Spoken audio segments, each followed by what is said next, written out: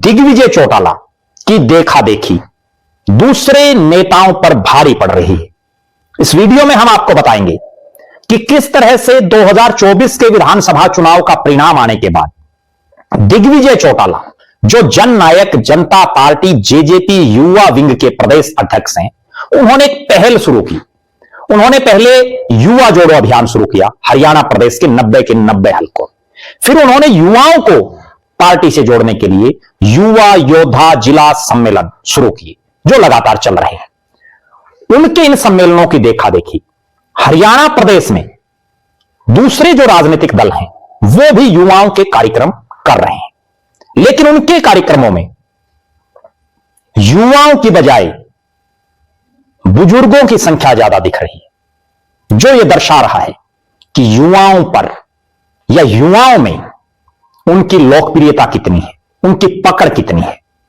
दिग्विजय चौटाला, जिन्होंने इंसो में रहते हुए छात्रों की आवाज उठाई और युवा जेजेपी में कार्य करते हुए लगातार युवाओं की आवाज बुलंद कर रहे हैं, उनके कार्यक्रमों में युवा चेहरे दिखाई देते हैं, नौजवान दिखाई देते हैं और ऐसे चेहरे दिखाई देते हैं जो धक्के से बुला करके लाए हुए नहीं, बल्कि जुनूनी हैं, पार्टी के प्रति समर्पित हैं, देश प्रदेश के लिए कुछ ना कुछ करने का जज्बा उनके दिलो दिमाग में है।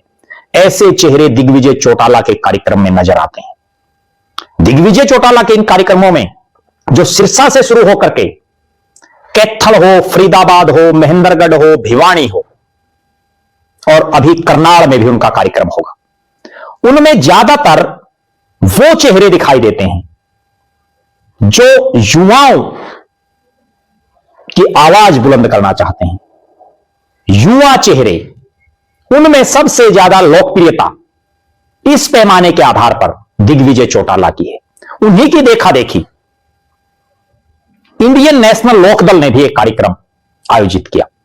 पूरे हरियाणा प्रदेश के अलग अलग जिलों में कर्ण चौटाला, जो युवा इनेलो के राष्ट्रीय प्रभारी हैं, सिरसा जिला परिषद के चेयरमैन हैं, उनके कार्यक्रमों की शुरुआत हुई।